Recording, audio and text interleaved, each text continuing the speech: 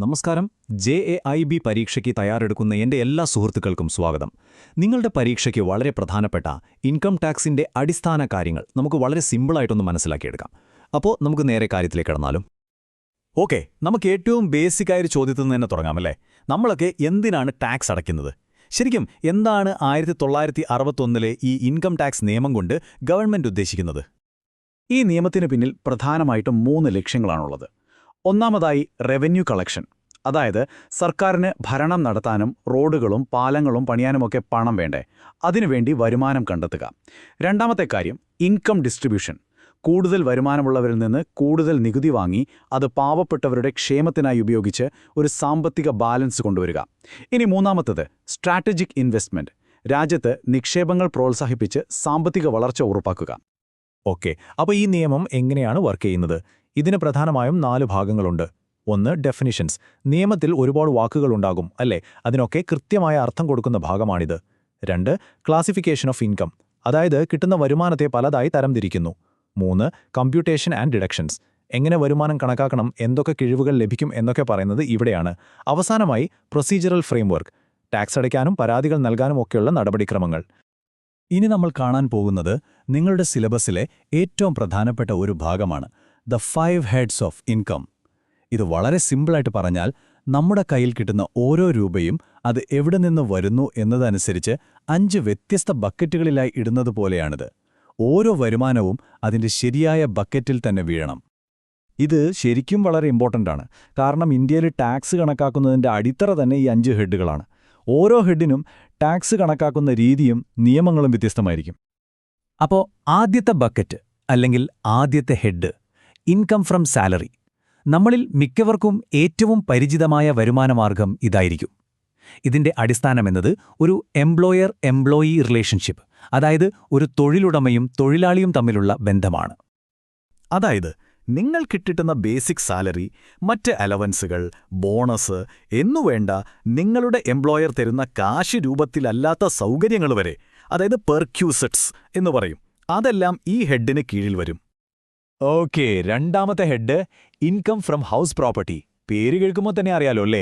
വീട്, കെട്ടിടങ്ങൾ, അങ്ങനെയുള്ള ആസ്തികളിൽ നിന്ന് ലഭിക്കുന്ന വരുമാനമാണെന്ന്. ഇപ്പോൾ നിങ്ങൾക്കൊരു വീടുണ്ട്, അത് വാടകയ്ക്ക് കൊടുത്തിരിക്കുകയാണെങ്കിൽ അതിൽ നിന്ന് കിട്ടുന്ന വരുമാനം ഇതിൽ വരും. ഇതിൻ്റെ ഒരു നല്ല കാര്യം എന്താണെന്ന് വെച്ചാൽ, നിങ്ങൾ അടച്ച മുനിസിപ്പൽ ടാക്സ്, പിന്നെ ഹോം ലോൺ എടുത്തിട്ടുണ്ടെങ്കിൽ അതിൻ്റെ പലിശ, ഇങ്ങനെയുള്ള ചില കാര്യങ്ങൾക്ക് നമുക്ക് കിഴിവ് കിട്ടും. അതിനുശേഷമുള്ള തുകയ്ക്ക് ടാക്സ് കൊടുത്താൽ മതി. അടുത്തത് മൂന്നാമത്തെ head, income from business or profession. നിങ്ങളൊരു കച്ചവടം നടത്തുകയാണെങ്കിൽ അതിലെ ലാഭം, അല്ലെങ്കിൽ ഒരു ഡോക്ടർ, വക്കീൽ, ചാർട്ടേഡ് അക്കൗണ്ടൻ്റ് ഒക്കെയാണെങ്കിൽ ആ പ്രൊഫഷനിൽ നിന്ന് കിട്ടുന്ന വരുമാനം, അതൊക്കെയാണ് ഈ ഹെഡിൽ വരുന്നത്. റൈറ്റ്. ഇനി നാലാമത്തെ head, income from capital gains. ഇത് കുറച്ചുകൂടി ശ്രദ്ധിക്കേണ്ട ഒന്നാണ്. നമ്മുടെ കയ്യിലുള്ള ചില ആസ്തികൾ, അതായത് സ്ഥലം, വീട്, അല്ലെങ്കിൽ സ്റ്റോക്ക് മാർക്കറ്റിലെ ഷെയറുകളൊക്കെ വിൽക്കുമ്പോൾ ഒരു ലാഭം കിട്ടില്ലേ, അതാണ് ഈ ഹെഡിൽ വരുന്നത്. ഈ സ്ഥലം, സ്വർണം, ഷെയറുകൾ, ഇതിനെയൊക്കെയാണ് നമ്മൾ ക്യാപിറ്റൽ അസറ്റ്സ് എന്ന് പറയുന്നത്. ഇത് വിൽക്കുമ്പോൾ കിട്ടുന്ന ലാഭമാണ് ക്യാപിറ്റൽ ഗെയിൻ. ഇവിടെ പരീക്ഷയ്ക്ക് ഏറ്റവും ഇമ്പോർട്ടൻ്റ് ആയിട്ട് ഓർക്കേണ്ട ഒരു കാര്യമുണ്ട്. ഈ ലാഭത്തെ ലോങ് ടേം, ഷോർട്ട് ടേം എന്നിങ്ങനെ 2ആയിട്ട് തരംതിരിക്കും. അത് എന്തിൻ്റെ അടിസ്ഥാനത്തിലാണെന്നോ? നിങ്ങൾ ആ ആസ്തി എത്ര കാലം കയ്യിൽ വെച്ചു എന്നതിനെ ആശ്രയിച്ചാണ് ഈ വേർതിരിവ്. അങ്ങനെ നമ്മൾ അവസാനത്തെ ബക്കറ്റിലെത്തി. 5ാമത്തെ head, income from other sources. ഇതിൻ്റെ പേര് പോലെ തന്നെ ആദ്യത്തെ 4 ഹെഡിലും പെടുത്താൻ പറ്റാത്ത എന്ത് വരുമാനം കിട്ടിയാലും അത് നേരെ വന്ന് വീഴുന്നത് ഈ ബക്കറ്റിലായിരിക്കും. അതെ, ഇതൊരു റെസിഡ്വൽ കാറ്റഗറിയാണ്. ഉദാഹരണത്തിന്, നിങ്ങളുടെ സേവിങ്സ് ബാങ്ക് അക്കൗണ്ടിൽ നിന്ന് കിട്ടുന്ന പലിശ, അല്ലെങ്കിൽ ഷെയറിൽ നിന്ന് കിട്ടുന്ന ഡിവിഡൻഡ്, ഇനി ഭാഗ്യത്തിനൊരു ലോട്ടറി അടിച്ചാൽ ആ പണം, ഇതൊന്നും ആദ്യത്തെ 4 എണ്ണത്തിലും വരില്ല. അതുകൊണ്ട് അതെല്ലാം അതർ സോഴ്സസ് എന്ന ഹെഡിലാണ് നമ്മൾ കണക്കാക്കുക. അപ്പോൾ ഈ 5 ഹെഡുകൾ എന്താണെന്ന് നിങ്ങൾക്കൊരു ഐഡിയ കിട്ടിയല്ലോ. ഇനി സർക്കാർ എങ്ങനെയാണ് ഈ ടാക്സ് നമ്മളിൽ നിന്ന് കളക്ട് ചെയ്യുന്നതെന്ന് നോക്കാം. വർഷാവസാനം വരെ കാത്തു നിൽക്കാതെ വരുമാനം കിട്ടുമ്പോൾ തന്നെ ടാക്സ് പിടിക്കുന്നൊരു സിസ്റ്റമുണ്ട്. അതാണ് പേ ആസ് യു ഏൺ സ്കീം. ഇതിലെ 2 പ്രധാനപ്പെട്ട ടൂൾസാണ് TDSഉം TCSഉം. TDS, അതായത് ടാക്സ് ഡിഡക്റ്റഡ് അറ്റ് സോഴ്സ്. ഇതിനെ നമ്മുടെ മൊബൈലിലെ പ്രീപെയ്ഡ് റീചാർജ് പോലെ കണക്കാക്കാം. നിങ്ങൾക്ക് പണം തരുന്നയാൾ, ഉദാഹരണത്തിന് നിങ്ങളുടെ കമ്പനി ശമ്പളം തരുമ്പോൾ ടാക്സ് പിടിച്ചിട്ടേ ബാക്കി തരൂ. അതാണ് TDS. എന്നാൽ TCS, അതായത് ടാക്സ് കളക്റ്റഡ് അറ്റ് സോഴ്സ്, കുറച്ചുകൂടി വ്യത്യസ്തമാണ്. ഇവിടെ വിൽപ്പനക്കാരൻ, അതായത് സെല്ലർ, ഒരു സാധനം വിൽക്കുമ്പോൾ അതിന്റെ വിലയുടെ കൂടെ ടാക്സും കൂടി വാങ്ങുന്ന ആളുടെ കയ്യിൽ നിന്ന് കളക്ട് ചെയ്യും. അപ്പോൾ പരീക്ഷയ്ക്ക് ഓർക്കേണ്ട പോയിന്റ് ഇതാണ്. TDSൽ പണം കൊടുക്കുന്നയാളാണ് പേയർ, ടാക്സ് പിടിക്കുന്നത്. TCSൽ വിൽക്കുന്നയാളാണ് സെല്ലർ, ടാക്സ് കളക്ട് ചെയ്യുന്നത്. ബാങ്കേഴ്സ് ആയതുകൊണ്ട് നിങ്ങൾക്കിത് വളരെ എളുപ്പത്തിൽ മനസ്സിലാവും.